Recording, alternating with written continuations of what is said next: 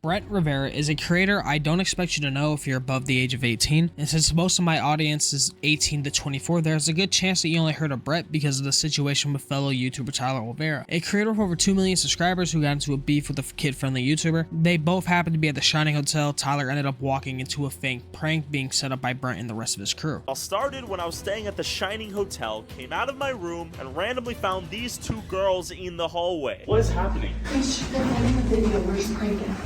Who? You'll see. Who are you people? What do you mean? What is your name? Brent. Brent? Brent?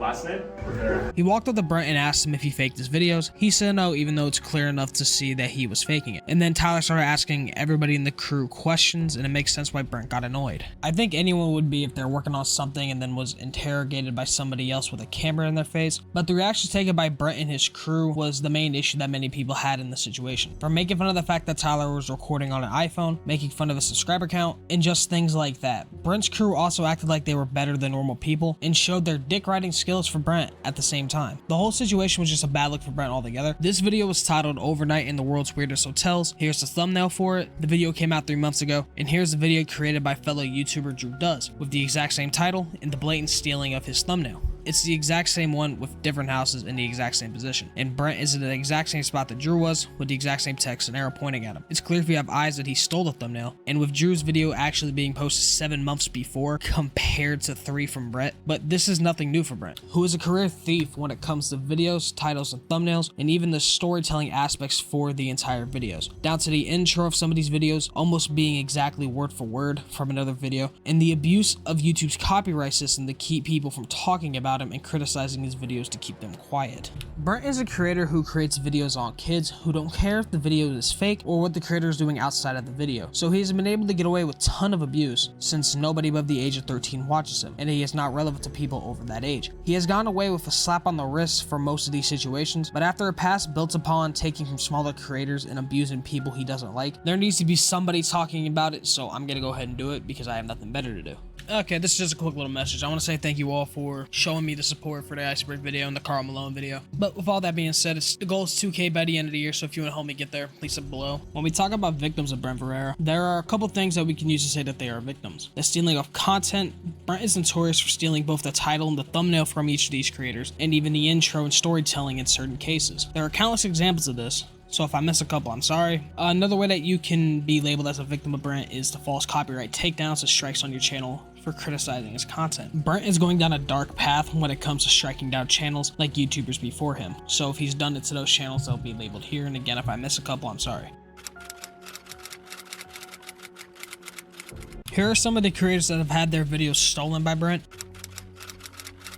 We have already covered the first instance of him taking one of Drew's videos and thumbnails, but we're gonna go over another instance here. Here's Brent's video, I spent 100 hours in capsule hotels, and here's the thumbnail. Nothing weird or wrong, it's a nice thumbnail, him in his green shirt, but here's the original from a month ago. It's flipped, and when the video dropped, he was wearing a blue shirt on the right side of the screen. Here's Drew's video with the exact same title, I spent 100 hours in capsule hotels, from 3 months ago. Same title, same thumbnail, same blue shirt. The thumbnail is the exact same, and from Brent and his team, it's just blatant, and it's even worse when it comes to the intros for the video. They're very similar, and it gives you the vibe of, hey, let me copy off you, sure, just change a little bit so the teacher can't tell, and this is what we got. Japan's cheapest capsule hotel, a first-class sleeping pod, and a capsule bed in a library. And I'm gonna travel around Japan to stay at all of them and more for the next 100 hours. Starting with my first hotel, the Sleep Lab. If you didn't know, capsule hotels basically have a bunch of mini bunk bed rooms for travelers who don't need that much space. They're also like way cheaper than a normal hotel room. Every capsule comes with your freebies: slippers, pajamas, towel, toothbrush. Inside you've got your light knob and We're in Tokyo, Japan, and for the next 100 hours, we're gonna be forced to stay in some of the most unique capsule hotels Japan has to offer. Let's do it. From robots that check you in to capsules that watch your sleep patterns, there's even a sleeping pod that's hidden in a library. Okay, so what is a capsule hotel room? Basically, it's a really tiny hotel room that consists of just a bed and other weird things that you wouldn't find in a normal hotel room. And we're supposed to spend 100 hours in it. Yeah.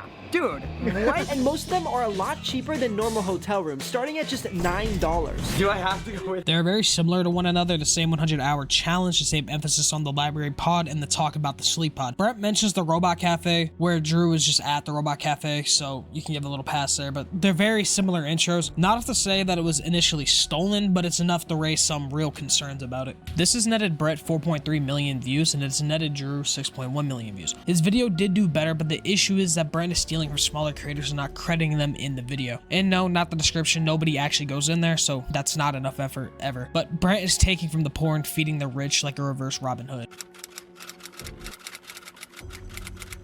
Drew builds stuff as a creator who makes building videos, like he says in his name. Drew created a video called Building a Heated Doghouse for Canadian Winters, a good video that netted him 9 million views for his efforts, of both designing and creating the house itself. But with all that hard work, the video ended up getting stolen by a number of bigger creators who used the exact same design, changed 1 to 2 key aspects, and created it as their own. The video was stolen by creators like Zealous and Brent Rivera, where both videos were the exact same dog design, but at least Zealous had enough sense that say in the video that this isn't his actual video and that it's Drew's. So that's a little bit more of a pass from taking the video, but Brent doesn't say anything. Brent doesn't speak a word about it. He just takes it and then credits Zealous in the description, which we've already talked about, so not enough, and he also takes Zealous's thumbnail. So this is like a ladder of stealing because both creators have taken from Drew. We'll be here for hours if I have to go over every individual creator that Brent has stolen from. But there's many examples from creators like Matthew Beam and Eric where the same thing keeps happening. Brent sees a popular video, steals the title, steals the thumbnail, and then steals the intro and the story basis within the idea, and then makes a more popular video as the result of him having a bigger subscriber base. These issues fail into comparison to some of the other things he does behind the scenes here on YouTube, and these are some stuff that I don't think you can actually forgive him for. This is Dumpy, a creator who makes videos criticizing other creators and making jokes about them. This falls under fair use because he takes segments of the videos and he makes jokes and he criticizes the videos, which is fair use. It seems our friendly neighborhood YouTuber Brent decided to abuse the copyright system to get Dumpy's videos taken down, where he claims that they're just entire re-uploads of his video, which is just false and blatant abuse of YouTube's horrible copyright system, which is a whole separate issue altogether. But when it comes to criticism, there will always be someone who doesn't like how you did your videos, doesn't like you, but taking down videos you don't like because you have more subs and support will never be okay. It's wild that a 25-year-old with 26 million subscribers can get away with blatant abuse and stealing from other creators, and then he acts like a baby when somebody calls him out, and then wants to act like a child and hide in a room so he can't hear the criticism. Brent is one of the worst that YouTube have to offer, but he's not the worst, but he is one of the creators that you need to look out for because he will just take from you.